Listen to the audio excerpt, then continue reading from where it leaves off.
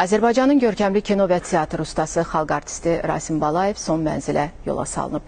Sənətkar 1-ci fəxri xiyabanda torpağa tapşırılıb. Dəfində mərhum aktyorun ailə üzvləri, yaxınları, sənət dostları, mədəniyyət və incəsənət xadimləri, eləcə də ictimaiyyət nümayəndələri iştirak ediblər. Belə insanlar mənim aləmimdə ölmür, ömür boyu yaşayacaq. Nə qədər Azərbaycan xalqı var, nə qədər Azərbaycan mədəniyyəti var, nə qədər Azərbaycan kinosu var, Rasim Balayev həmişə var.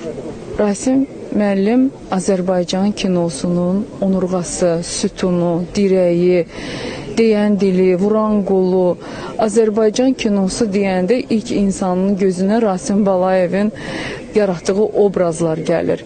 Və bugün biz onu torpağa tapşırırıq. Ürəyə açıq, əli açıq, heç kimə bu insanda bir paxıllıq deyilən şey yox idi və onun özəlliyi o idi ki, şəxsiyyəti ilə sənəti bütöv təşkil edirdi. Biz hərdən belə şey olmur, amma onda şəxsiyyəti ilə sənəti bütöv təşkil edirdi və bir şey təskinliyi var ki, o elə bir zirvədə ikən getdi ki, yəni onun əlçatmaz bir zirvələrdə oldu. O ata kimi nəvə toyu da gördü, ovladlarını böyütdü və onun elədiyi, insan kimi elədiyi yaxşılıqların sayı hesabı yoxdur.